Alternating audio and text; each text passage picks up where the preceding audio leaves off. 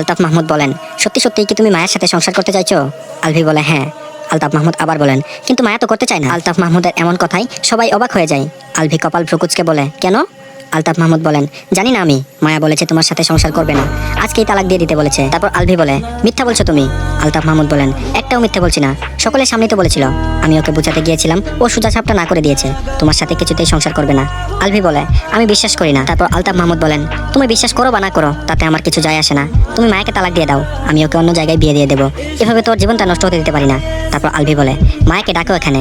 আলতাফ মাহমুদ বলেন, কেন? আলভি বলে, ও আমার সামনে নিজের মুখে বলবে, তবেই আমি বিশ্বাস করব। তারপর আলতাফ মাহমুদ বলেন, মাহিদ যা মায়াকে ডেকে নিয়ে আয়। মাহিদ সোফা ছেড়ে মায়ের রুমের দিকে এগিয়ে যায়। কয়েক মিনিট পরেই মায়া নিচে নেমে আসে, মাথা নিচু করে দাঁড়ায় সকলের সামনে। আলভি মায়ের মুখের দিকে তাকিয়ে থাকে। গত দুদিনের তুলনায় আজকে মায়ের চোখ মুখ ফোলা ফোলা দেখাচ্ছে, মুখের রং কিছুটা ফ্যাকাশে হয়ে গেছে, চুলগুলো বোধহয় এলোমেলো হয়ে আছে। ওড়না দিয়ে ঢেকে রাখার কারণে সেভাবে বোঝা যাচ্ছে না, তবে কপালের দিকে এলোমেলো হয়ে বেরিয়ে আছে অল্প কিছু চুল। মায়ের এমন মলিন চেহারা দেখে আলভির ভীষণ মায়া হয়, মেয়েটাকে অনেক কষ্ট দিয়েছে এতগুলো বছর ধরে। আহনাফ মাহমুদ মেয়ের দিকে তাকিয়ে বলেন, আলভি তোর সাথে সংসার করতে চাইছে, আমরাও সেটাই চাই।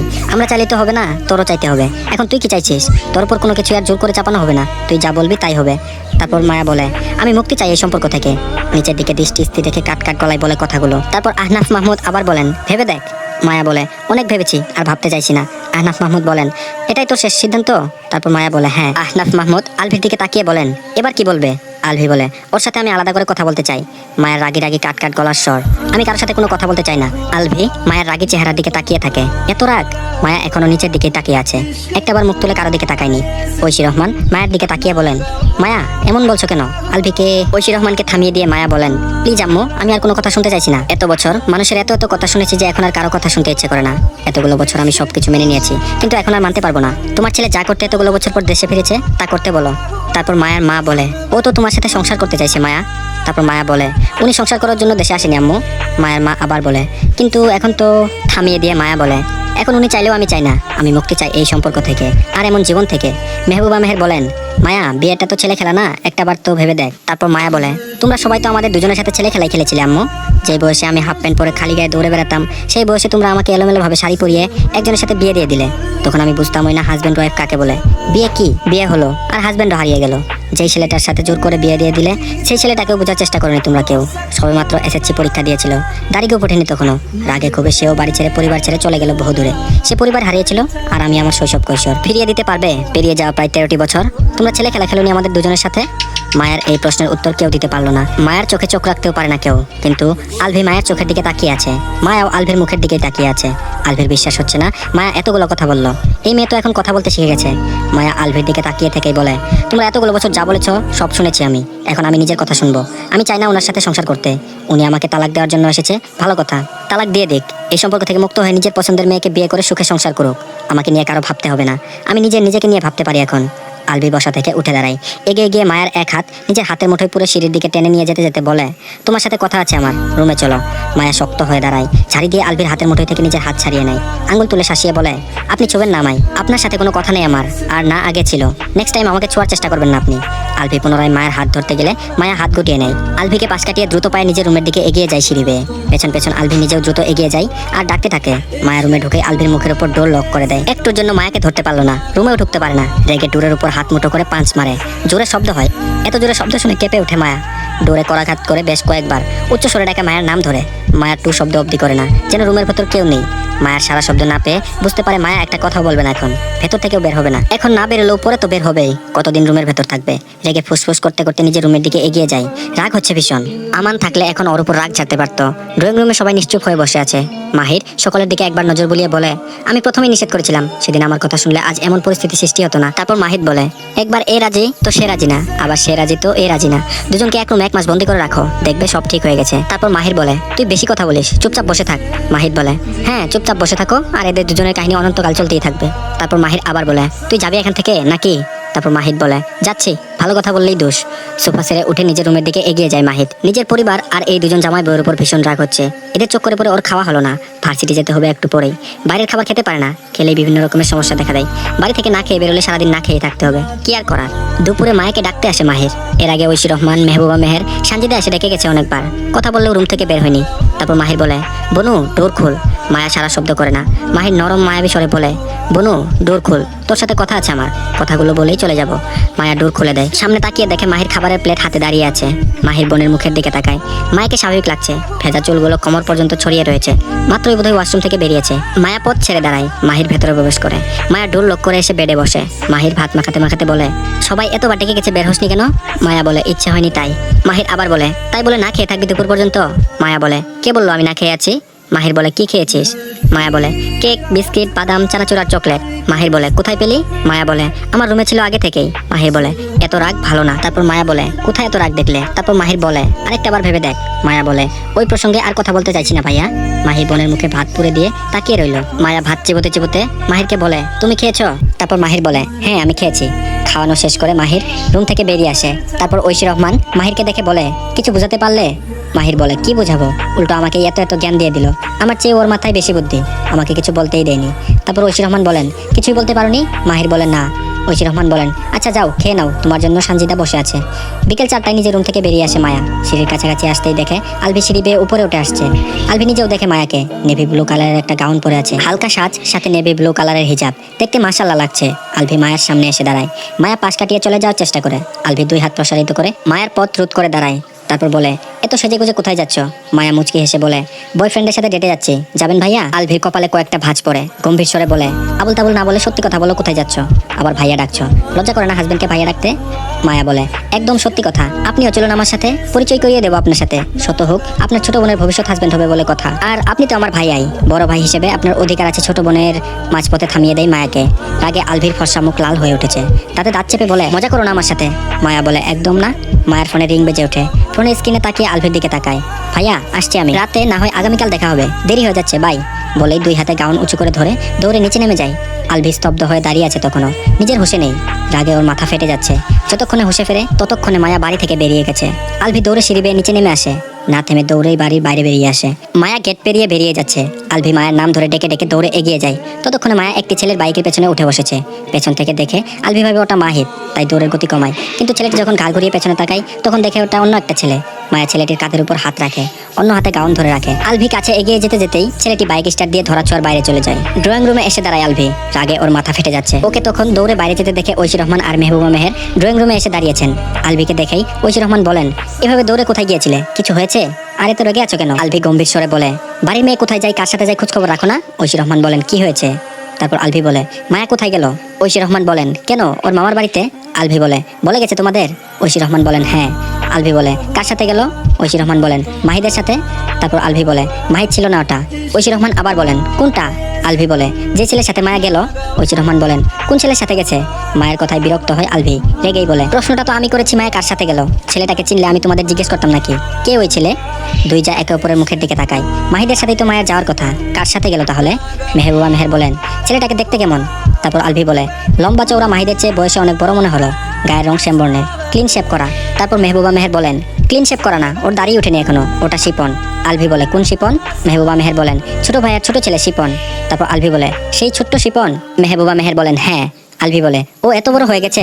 মেহবুবা মেহের বলেন, হ্যাঁ। শিহাবের চেয়ে শিপনকেই বড় মনে হয়। সবার ছোট শিপন, কিন্তু সবাই ওকেই সবার বড় বলে। বয়সের তুলনায় দ্রুত বড় হয়ে গেছে। তারপর আলভি বলে, পুরো হরলিক্স ফ্যাক্টরি ওকে গুলে খাইয়েছে নাকি? 17 বছরের ছেলেকে 25 বছরের মনে হলো। তারপর মেহবুবা মেহের বলেন, বললাম না, যে দেখে সে ওকে সকলের বড় বলে। আলভি বলে, মায়া মামার বাড়িতে কেন গেল? মেহবুবা মেহের বলেন, আজকে শীতলের জন্মদিন, জন্মদিন তো পালন করতে দেয় না। ওরা ছোটরা নিজেদের মতন করে আনন্দ করে, তাই মাহিদ আর মায়াকে যেতে বলেছিল। মাহিদ তো বড় হয়ে গেছে, ওকে যেতে বললে যায় না, সেজন্য মায়া আর মাহিদ গেছে। আলভি আর কিছু না বলে নিজের রুমের দিকে এগিয়ে যায়। মায়া ওকে কি বলেছে সেসব আর বলে না শাশুড়ি মাকে। মায়া যে শয়তানি করে বলেছে ওকে জ্বালানোর জন্য, সেটা বুঝে গেছে। কি বজ্জাত মেয়ে ভাবা যায়। একটুর জন্য মিনি হার্ট অ্যাটাক হতে বেঁচে গেছে। 2 যা একে অপরের মুখের দিকে তাকিয়ে হেসে ওঠেন। মায়াকে অন্য ছেলের সাথে দেখে আলভি জেলাস, সেজন্যই এত রেগেছিল। দুজনেই আবার কিচেনের দিকে এগিয়ে যান। শিপন বাইক চালাতে চালাতে সামনের দিকে দৃষ্টি রেখেই বলে, আপু ভাইয়া তো তোমাকে ডাকলো, কথা বললে না কেন? আরে তো তাড়াহুড়ো করছিলে কেন? তারপর মায়া বলে, কে ডাকলো না ডাকলো সেটা নিয়ে তোকে ভাবতে হবে না, তুই মনোযোগ দিয়ে বাইক চালা, ফেলে দিস না আবার। তারপর শিপন বলে, রেগে যাচ্ছ কেন? আবার মায়া বলে, তুই মুখ বন্ধ রাখ। তারপর শিপন আবার বলে, ভাইয়াকেও নিয়ে আসলে ভালো হতো না? মায়া বলে, এত যে ভাইয়া ভাইয়া করছিস, তোর কোন জন্মের ভাই হয়? তুই চিনিস ওনাকে? আজকে আগে কখনো দেখেছিস? তারপর শিপন বলে, ছোটবেলায় তো দেখেছি। মায়া বলে, তোর মনে আছে সে কথা? শিপন বলে, একটু একটু। মায়া বলে, ঢপ মারার জায়গা পাস না না? তারপর শিপন আবার বলে, ঢপ মারবো কেন, সত্যি কথা বলছি। মায়া বলে, চুপচাপ বাইক চালা। শিপন বলে, তুমি তো আলভি ভাইকে ভালোবাসতে আপু। তারপর মায়া বলে, কে বললো তোকে? শিপন বলে, আমি জানি। মায়া বলে, ছোট মানুষ ছোটদের মতন থাকবি, বড়দের মতন কথা বলছিস কেন? শিপন বলে, আমাকে তোমার ছোট মনে হয় এখনো? সবাই আমাকে বড় বলে। মায়া বলে, শুধু হাত পায়ে বড় হয়েছিস, বুদ্ধিতে না। কথা বলতে বলতে বাড়িতে এসে পৌঁছায় দুজন। বাইক পার্ক করে রেখে দুজন বাড়ির ভেতর প্রবেশ করে। মায়াকে দেখে দৌড়ে আসে শীতল। তারপর শীতল বলে, আলভি ভাইয়ার বউ, আপনার এখন আসার সময় হলো তাহলে না? আমি তো ভেবেছিলাম আজকে আসতেই পারবেন না। মায়া বলে, আপু তোমাকে বলেছি না এই নামে সম্বোধন করবে না আমায়? তারপর শীতল বলে, কেন, এই নামে সম্বোধন করলে কি করবি তুই? মায়া বলে, চুপ করবে কিনা, আমি কিন্তু চলে যাব। শীতল বলে, এত রেগে যাচ্ছিস কেন? আচ্ছা চুপ করলাম, এখন আয়। বাড়ির সকলের কাছে এগিয়ে যায় মায়া। অনেকগুলো দিন পর মামা বাড়িতে আসা হয়েছে। আর এদিকে রাত প্রায় 1:30 বাজতে চলেছে। একা একা ছাদে বসে আছে আলভি। ঘুম দুই চোখের পাতায় ধরাই দিচ্ছে না। রুমে থাকতে থাকতে বিরক্ত হয়ে ছাদে উঠে এসেছে। গরমে ছাদেও ভালো লাগছে না, আবার রুমেও যেতে ইচ্ছে করছে না। বাড়ির সবাই ঘুমিয়ে গেছে অনেক আগেই। বিরক্ত হয়ে আবার সিগারেট ধরায়। ওর কেমন যেন লাগছে, ও নিজেই বুঝতে পারছে না। জার্মানি থাকাকালীন ব্যস্ত সময় পার করতো, সব সময় কাজের মধ্যে বিজি থাকতো। আর এখানে আসার পর থেকে শুয়ে বসে সময় পার করছে। আজকে সময় যেন পার হতেই চাইছে না। কারোর সাথে যে কথা বলবে সে উপায় নেই। সবাই ঘুমিয়ে আছে এখন। রেলিং এর উপর বসে আবার সিগারেট ধরায়। উদাস মনে আকাশের দিকে তাকিয়ে আবার সিগারেটে টান দেয়। ভাবতে শুরু করে অতীত, মায়া আর সেই পুরনো আলভিটাকে। সবকিছু আজ অন্যরকম হতে পারতো। ওর আর মায়ের সুখের একটা সংসার হতো। দুজনের মধ্যে আজ এত এত দূরত্ব থাকতো না। সবকিছু কেমন এলোমেলো হয়ে গেছে, কোনো কিছুই ঠিক নেই। আগেও ছিল না। পরের দিন দুপুরের পর বাড়ি ফিরে আসে মায়া আর মাহিদ। গত রাতে ফিরে আসতে চেয়েছিল, তবে ওর মামা আর মামি আসতে দেয়নি, রাত বেশি হয়ে গিয়েছিল বলে। ড্রয়িং রুমে এসে কাউকে দেখতে পায় না দুজন। শুধু মেড মায়া রয়েছে, ওই ডোর খুলে দিয়েছে। বাকি সবাই হয়তো নিজেদের রুমে বিশ্রাম নিচ্ছে। আসরের নামাজের পর নিজের রুম থেকে বেরিয়ে আসে আলভি। গত রাতে সারা রাত জেগেছিল। সকালে খাবার খেয়ে ঘুমিয়েছিল, তাই সারাদিন ঘুমিয়েই পার করলো। ড্রয়িং রুমে এসে দেখে মাহিদ সোফায় বসে ফোন দেখছে। ভাতিজিকে কুলে নিয়ে নাহার বেগম অন্য সোফায় বসে তাসবিহ পাঠ করছেন। আশেপাশে নজর বোলায় আর কাউকে দেখতে পেল না। মায়া বোধহয় নিজের রুমে রয়েছে। হেঁটে এগিয়ে এসে বসে মাহিদের পাশে। মাহিদ ঘাড় ঘুরিয়ে বড় ভাইয়ের দিকে তাকায়। আলভি হাত বাড়িয়ে মান্তাসাকে কুলে তুলে আদর করে মাহিদের দিকে তাকিয়ে বলে, কখন এসেছিস? মাহিদ বলে, দুপুরের পরেই। আলভি বলে, যা তৈরি হয়ে আয়। মাহিদ বলে, কেন, কোথায় যাব? আলভি বলে, মার্কেটে। মাহিদ বলে, আমি? তারপর আলভি বলে, হ্যাঁ, সাথে তোর বাইকের চাবিও নিয়ে আসিস, যা এখন। মাহিদকে বসে থাকতে দেখে তারা দিয়ে বলে, যা। মাহিদ উঠে চলে যায় তৈরি হওয়ার জন্য। আলভি মান্তাসাকে নিয়ে ওর সাথে মেতে ওঠে। মেয়েটাকে ওর কাছে দারুণ লাগে, একদম পুতুলের মতো দেখতে। কি সুন্দর করে ওকে ছোট আব্বু ডাকে। ছোট ছোট হাত দিয়ে গালে ছুঁয়ে দেয়, চুমু খায়, আধো আধো গুলিতে হাজারো কথা বলে। 5 মিনিটে তৈরি হয়ে আসে মাহিদ। মান্তাসাকে দাদির পাশে বসিয়ে দেয় আলভি। দাদির মুখের দিকে তাকিয়ে বলে, তোমার কিছু লাগবে? দাদি বলে, না। দাদির অভিমান করা গলার স্বর, এখনো রেগে আছো? তারপর দাদি বলে, আমি কে হই তোর যে তোর উপর রেগে থাকবো? আলভি বলে, আচ্ছা ফিরে এসে তোমাকে বুঝাবো তুমি আমার কে হও, এখন আসছি উম্মা। দুই ভাই বাড়ির ভেতর থেকে বেরিয়ে আসে। বাইকের কাছে এসে দাঁড়ায় দুজন। মাহিদ চাবি এগিয়ে দেয় আলভির দিকে। আলভি বলে, এদিকে দিচ্ছিস কেন? মাহিদ বলে, চালাও। আলভি বলে, আমি? মাহিদ বলে, তাহলে কে? আলভি বলে, হাত পা ভাঙতে চাস? মাহিদ বলে, মানে? আলভি বলে, আমি বাইক চালাতে পারি না, তুই চালা, আমি পেছনে বসছি। অবাক হয়ে বড় ভাইয়ের দিকে তাকিয়ে থাকে মাহিদ। তারপর বলে, তুমি বাইক চালাতে পারো না? তারপর আলভি বলে, না। দেরি হয়ে যাচ্ছে, বেশি কথা না বলে বসতো সামনে। মাহিদ বলে, আমি ভেবেছি তুমি চালাবে। তুমি চালাতে পারো না, তাহলে গাড়ি নিয়েই যাই। আলভি বলে, না, বাইকেই যাব। আর কথা না বাড়িয়ে সামনে উঠে বসে মাহিদ, পেছনে বসে আলভি। তারপর আলভি বলে, আমি যতদিন আছি ততদিন তুই আমাকে বাইক চালানো শেখাবি? মাহিদ বলে, আচ্ছা। বাইক স্টার্ট দিয়ে বাড়ি থেকে বেরিয়ে আসে দুজন। কিছুটা এগিয়ে আসার পর হঠাৎ বাইক থামায় মাহিদ। আলভি বিরক্ত হয়ে বলে, মাঝ রাস্তায় থামাচ্ছিস কেন? তারপর মাহিদ বলে, সামনে দেখো। সামনে তাকায় আলভি। একটি মহিলা দাঁড়িয়ে আছে একটা বাড়ির সামনে। দুই হাতে দুটো 5 বছরের বাচ্চার হাত। পাশে 7-8 বছরের একটি ছেলে দাঁড়িয়ে আছে। মেয়েটিকে একটু একটু পরিচিত মনে হলো আলভির, তবে পুরোপুরি মনে পড়ছে না। মেয়েটা কে? কিছু সময় তাকিয়ে থাকার পর বলে, কে ওই মহিলা? আর ওনাকে দেখতে বলছিস কেন? তারপর মাহিদ বলে, চিনতে পারছো না কে ওটা? তারপর আলভি বলে, চিনতে পারলাম না তো। মাহিদ বলে, তোমার এক্স ভাইয়া। চমকে ওঠে আলভি। আবার তাকায় সামনের দিকে। যা ভেবেছিল এখন তাই দেখছে। 3 বাচ্চার মা হয়ে গেছে মারিয়া। একটু পরেই মুচকি হেসে বলে, ওই মহিলা মারিয়া? তারপর মাহিদ বলে, হ্যাঁ। আলভি বলে, এত বড় বড় ছেলে মেয়ে ওর? তারপর মাহিদ বলে, তুমি জার্মানি চলে যাওয়ার পরের বছর বিয়ে করেছিল পালিয়ে গিয়ে। 3 বছর পর বড় ছেলেকে কুলে নিয়ে ফিরে এসেছিল দুজন। তারপর 5 বছর আগে জমজ ছেলে মেয়ে হয়েছে। তো আলভি বলে, কার সাথে পালিয়ে গিয়েছিল? সিয়ামের সাথে নাকি? মাহিদ বলে, না। অবাক হয় আলভি। তারপর আলভি আবার বলে, তাহলে কার সাথে? মাহিদ বলে, এই বাড়ির বড় ছেলে তারেক রহমানের সাথে। তারপর আলভি বলে, তারেক ভাইয়ার ফ্রেন্ড ছিল না? তারপর মাহিদ বলে, আলভি হেসে বলে, সিয়ামকে ও শেখা দিয়েছে নাকি সিয়াম ওকে শেখা দিয়েছে? মাহিদ বলে, তুমি বেঁচে গিয়েছিলে, নয়তো কয়েকদিন পর তোমাকেই শেখা দিত। আলভি বলে, মানে? মাহিদ বলে, সিয়ামের সাথে ওর আগে থেকে সম্পর্ক ছিল। আলভি বলে, তুই জানলি কিভাবে? মাহিদ বলে, এটা তো সবাই জানতো, তুমি ফুফুদের বাড়িতে থাকতে, তাই জানতে না কিছু। আলভি বলে, ভাই ভীষণ আফসোস হচ্ছে। মাহিদ বলে, কেন? আলভি বলে, 3 বাচ্চার মা হয়ে গেছে আর আমি এখনো 1 বাচ্চার বাপ হতে পারিনি। তারপর মাহিদ বলে সেটা তোমার দোষ। আলভি বলে চল এখান থেকে, নয়তো হার্ট অ্যাটাক চলে আসবে। মাহিদ বলে এক্সকে অন্য বাচ্চার মা হতে দেখে মাহিদের মাথায় চাটি মারে আলভি, দাঁতে দাঁত চেপে বলে উল্টাপাল্টা কথা বলবি না তো, লাথি দিয়ে তোর মাজার হাড্ডি ভেঙে দেবো বেয়াদব। আমি এখনো বাপ হইনি, সেজন্য অ্যাটাক চলে আসবে। বোনকে অল্প বয়সে বিধবা না করতে চাইলে বাইক টান দে শালা। তারপর শপিং মলে এসে পৌঁছায় দুই ভাই। আলভি লেডিস শপে প্রবেশ করে। আলভি লেডিস শপে কেন প্রবেশ করলো বুঝতে পারছে না মাহিদ। কার জন্য কি কিনবে? আলভি মাহিদকে উদ্দেশ্য করে বলে ওখানে দাঁড়িয়ে আছিস কেন, ভেতরে আয়। বড় ভাইয়ের কথা শুনে ভেতরে প্রবেশ করে মাহিদ। তারপর আলভি বলে মায়ের কত সাইজের বোরকা লাগে? মাহিদ বলে হ্যাঁ। তারপর আলভি বলে বয়রা নাকি, মায়ের কত সাইজের বোরকা লাগে? মাহিদ বলে কেন? তারপর আলভি বলে এত প্রশ্ন তো তোকে করতে হবে না, আমি যা জিজ্ঞেস করছি তার উত্তর দে। তারপর মাহিদ বলে 54 সাইজের একটু শর্ট হয়, আবার 56 সাইজের একটু লং হয়ে যায়। আলভি 56 সাইজের 6টা বোরকা নেই, এক ডজন নিকাপ নেই, হিজাবও নেই। আলভির এসব কাণ্ড দেখে মাহিদ বলে কয়জনের জন্য নিচ্ছ? আলভি বলে শুধু বউয়ের জন্য। মাহিদ বলে এতগুলো কেন? আলভি বলে পড়বে তাই। মাহিদ বলে তাই বলে এতগুলো? আলভি উত্তর দেয় না। মা, শাশুড়ি, দাদি, ভাবি, মান্তাসা আর মেয়ের মায়ের জন্য ড্রেস নেই নিজের পছন্দের। একজন ছোটা বুয়া আছে, সকালে আসে দুপুরে চলে যায়, তার জন্য শাড়ি নেই। মাহিদ শুধু তাকিয়ে তাকিয়ে দেখে, কিছুই বলে না। তারপর লেডিস শপ থেকে বেরিয়ে জেন্টস শপে প্রবেশ করে। সকলের জন্য নেই, সাথে নিজের জন্য নেই। আসার সময় কয়েকটা ড্রেস নিয়ে এসেছিল। এবার আলভির চোখ যায় ওর ছোট ভাই মাহিদের দিকে। ওর কাছ থেকে একটু দূরেই দাঁড়িয়ে আছে মাহিদ। একটি সুন্দরী মেয়ে মাহিদের এক হাত জড়িয়ে ধরে খুশিতে গুলুগুলু হয়ে কথা বলছে। মাহিদের চোখে মুখে চুরচুর ভাব। মেয়েটিকে নিজের কাছ থেকে সরানোর চেষ্টা করছে, কিন্তু মুখে কিছু বলতে পারছে না। মেয়েটি বাবু, সোনা, বেবি ডেকে যাচ্ছে আর এটা সেটা প্রশ্ন করছে। মাহিদ জোরপূর্বক মুখে হাসি ফুটিয়ে আস্তে আস্তে বলে লিনা, তোমাকে আগেই তো বলেছি আমার বাড়ির কারোর সামনে মনের ভুলেও আমার ধারে কাছে ঘেসবে না, সেখানে এভাবে দাঁড়িয়ে আছো কেন? দূরে সরো। লিনা বলে মাহিদ, এখানে তো তোমার ফ্যামিলির কেউ নেই। তারপর মাহিদ বলে কে বলেছে কেউ নেই? সামনেই ভাইয়া দাঁড়িয়ে আছে আর এদিকেই তাকিয়ে আছে।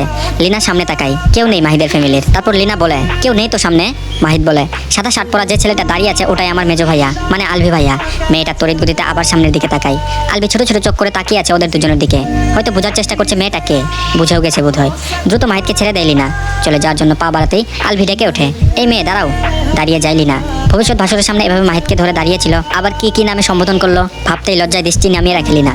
আলভি এগিয়ে এসে দাঁড়ায় দুজনের সামনে। মেয়েটাকে দেখতে বেশ সুন্দরী আর কিউট। আলভি বলে নাম কি তোমার? লিনা বলে লিনা ফেরদৌস। আলভি বলে বাড়ি কোথায়? লিনা বলল মিরপুর। আলভি বলে মাহিদের সাথে কতদিনের সম্পর্ক? লিনা চোখ তুলে একবার আলভির মুখের দিকে তাকিয়ে আবার চোখ নামিয়ে নেয়। তারপর বলে 3 বছরের। আলভি বলে বাড়িতে কে কে আছে?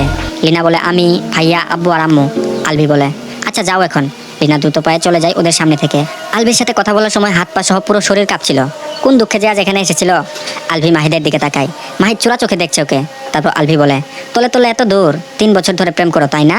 মাহিদ বলে ভাইয়া বাড়িতে কাউকে বলবে না প্লিজ। আলভি বলে নো নো নো। মাহিদ বলে প্লিজ ভাইয়া তোমার পায়ে পড়ি, বলবে না কাউকে। মাহিদ বলে বাড়িতে ফিরে সবার আগে এই কথাটাই সকলকে বলবো আমি, সকলের আড়ালে লুকিয়ে লুকিয়ে প্রেম করা হচ্ছে। মাহিদ বলে না ভাইয়া প্লিজ। তারপর আলভি বলে আমার সাথে যেটা হয়েছে তোর সাথেও সেটাই হবে, তোর সাথে কেন উল্টো নিয়ম হবে? মাহিদ বলে তুমি যা বলবে সব শুনবো আমি, তাও কাউকে বলবে না প্লিজ। আলভি বলে আমি যা বলবো সব শুনবি? মাহিদ বলে হ্যাঁ।